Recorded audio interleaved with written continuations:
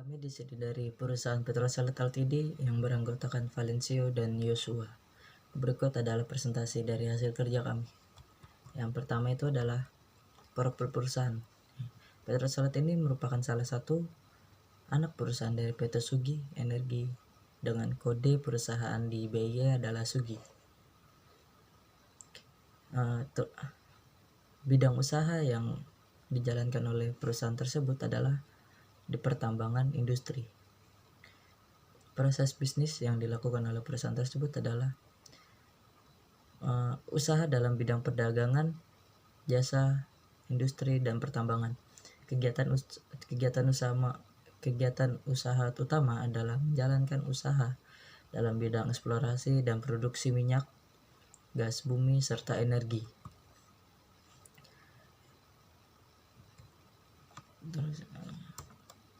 Histori resiko. Satu lagi emiten pertambangan minyak dan bumi gas yang dibukukan sementara transaksi perdagangan sahamnya oleh BIE. Emiten tersebut yakni PT Sugi Energi. Perdagangan saham perusahaan terkena suspensi mulai Senin 1 Juli. Ini karena perseroan belum menyerahkan laporan keuangan tahunan pada tahun 2018. Oke. Terus analisis SWOT yang telah kami cari, yang pertama itu adalah strike. Perusahaan tersebut menyediakan LNG untuk pembangkit listrik bukan hanya berdampak pada kinerja Sugi, melainkan juga berpotensi membantu perbaikan secara neraca transaksi berjalan yang ada di Indonesia di masa yang akan datang. Yang kedua adalah weakness. Perusahaan juga melakukan perjanjian dengan kreditor melalui atau senilai 29 juta US dollar untuk membantu pembayaran seluruh kewajiban terkait wilayah kinerja Selat Panjang yang ada di Provinsi Riau. Yang ketiga adalah opportunity. Kesempatan dalam penyediaan LNG ini juga untuk membangkit listrik.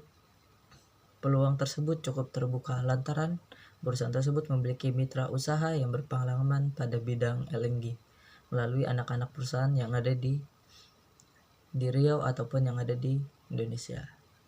Yang terakhir itu adalah trade. Ancaman dari perusahaan tersebut adalah banyaknya persaingan antara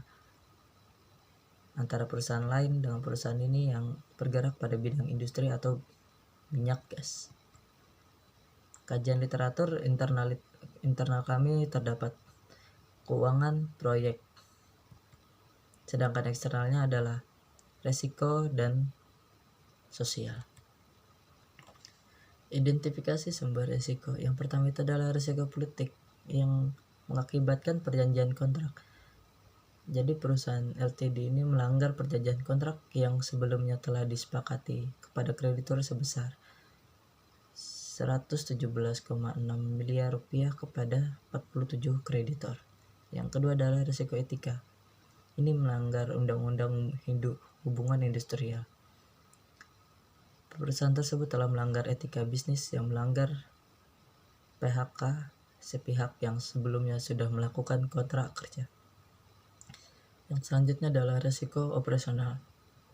Kondisi operator yang pilot itu membuktikan bahwa para kontraktor PSG yang ada di perusahaan tersebut tidak menyediakan kebutuhan finansialnya untuk melaksanakan kegiatan operasional dan tidak melaksanakan kewajibannya sesuai PSG yang telah diterapkan. Selanjutnya akan dijelaskan oleh teman saya, Valencio. Dari beberapa risiko yang telah disebutkan Yosua, saya akan menambahkan risiko yang dialami Petrosalet Ltd ini, antara lain risiko keuangan. Nah, risiko keuangan ini ada dua, yaitu yang pertama risiko kredit dan yang kedua risiko likuiditas. Nah, kenapa saya mengatakan demikian? Karena perusahaan Petrosalet ini tidak bisa melunasi kredit-kreditnya dan juga jumlah utang yang dimiliki lebih besar dari modal usahanya, sehingga perusahaan ini pilot secara insolvent. Yang kemudian ada risiko proyek. Nah, risiko proyek ini perusahaan ini lari dari tanggung jawab. Mengapa? Karena dia tidak membayar hutang-hutangnya walaupun sudah ditagih oleh para kreditornya.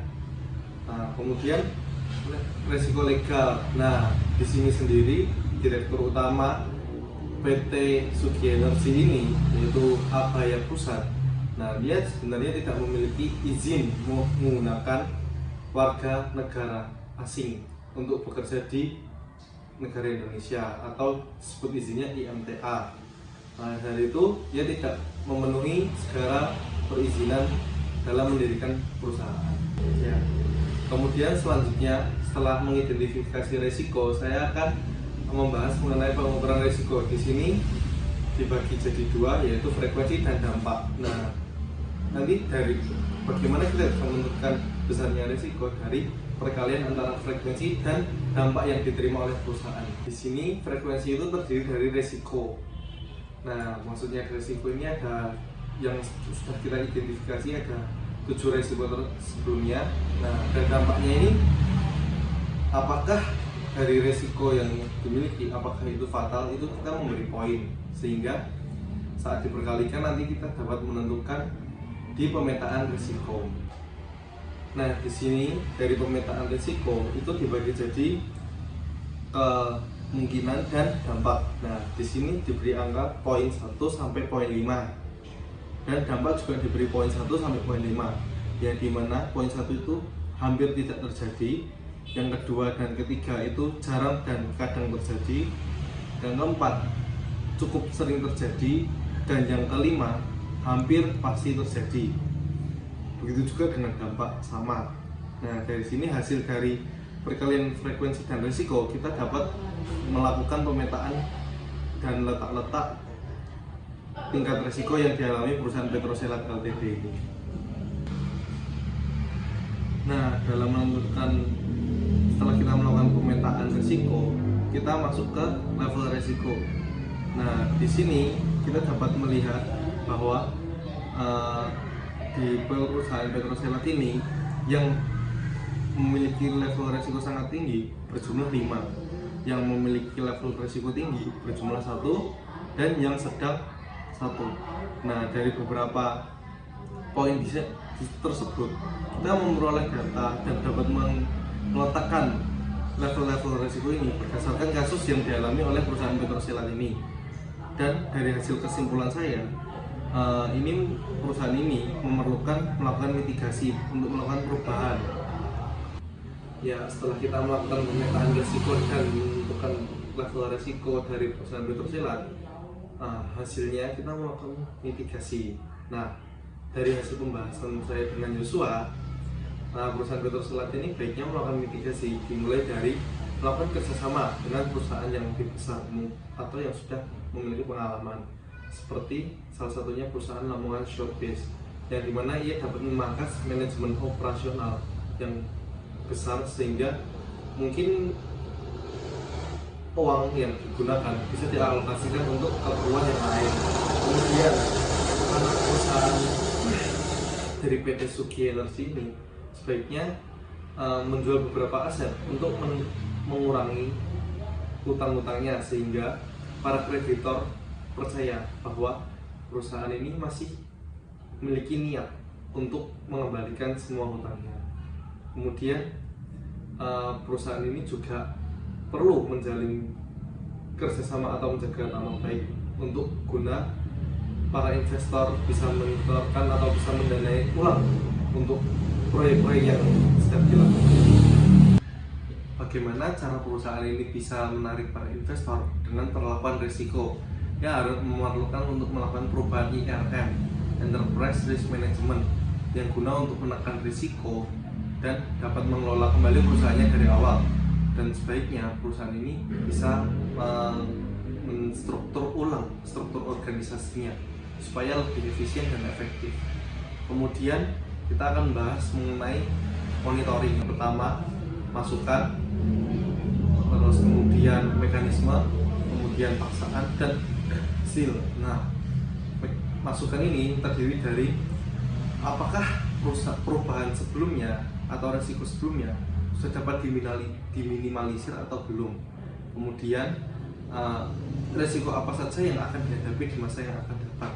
Nah, itu perlu tampung untuk melakukan evaluasi. Kemudian mekanisme. Nah, mekanisme ini para manajer dan direksi perlu melakukan menjadwalkan untuk pertemuan, mungkin untuk survei lapangan dan untuk membuat hasil analisa supaya mengetahui perkembangan dari hari ke hari, bulan ke bulan, bahkan tahun ke tahun. Kemudian melakukan meeting bersama supaya apabila ada emergensi mereka dapat mengatasi secara langsung.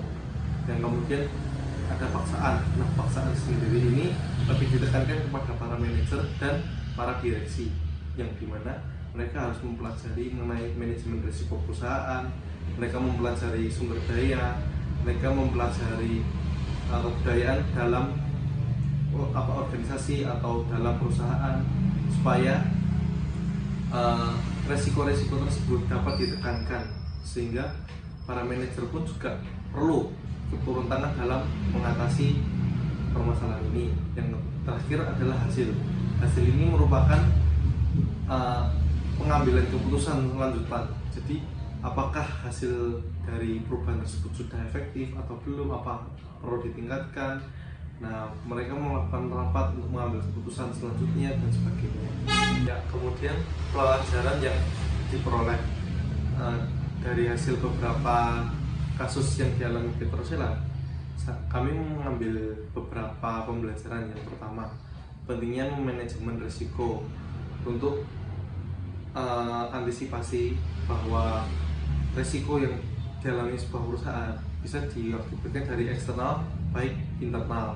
Maka kita perlu pentingnya mempelajari risiko perusahaan untuk mengantisipasi kecelakaan dalam bisnis. Kemudian pentingnya perusahaan melakukan ERM supaya beberapa komponen yang tidak penting dapat dibuang atau dihilangkan supaya untuk menghemat biaya operasional. Kemudian dalam menjalankan bisnis, baiknya perizinan yang terkait dengan pemerintah maupun legal dan sebagainya itu diselesaikan, sehingga dalam menjalankan usaha tidak ada hambatan dalam pemerintahan maupun perizinan. Kemudian dalam tak kalah pentingnya dalam berusaha, sebaiknya seorang pemimpin harus bertanggung jawab atas apa yang sudah dilakukan. Seperti apabila kita meminjam dana, kita harus bisa bertanggung jawab mengembalikan dana tersebut, sehingga para kreditor dan para investor dapat percaya dan kita juga dapat membangun kepercayaan mereka. Dari beberapa hasil analisis tersebut, kelompok kami mengambil kesimpulan bahwa yang pertama, perusahaan Petroselat ini mengalami 7 risiko, diantaranya risiko keuangan, risiko legal, risiko etika, risiko politik, risiko operasional, risiko sosial, dan risiko proyek. Kemudian perusahaan Petroselat ini tidak bertanggung jawab, sebagaimana mungkin dapat dibuktikan bahwa perusahaan ini tidak membayar hutang-hutangnya kepada para kreditor, yang kemudian perusahaan ini setelah dinyatakan pelit secara insolven, yang dimana jumlah hutang lebih besar daripada modal yang dimiliki atau cash yang dimiliki. Kami akan memberikan beberapa rekomendasi. Yang pertama, perusahaan Petroselat ini sebaiknya melakukan ERM atau Enterprise Risk Management secara internal guna untuk memperbaiki struktur organisasi secara internal terlebih dahulu. Kemudian perusahaan PT Sugi Energi ini sebaiknya menjual beberapa aset untuk melunasi atau membayar beberapa hutang-hutang yang dimiliki oleh perusahaan Petroselat ini. Yang terakhir, sebaiknya perusahaan Petroselat ini bekerja sama dengan salah satu perusahaan seperti Lamongan Shorebase guna untuk menekan atau menghilangkan biaya operasional yang membengkak. Sekian dari hasil presentasi kelompok kami. Kalau ada kesalahan kami mohon maaf. Terima kasih.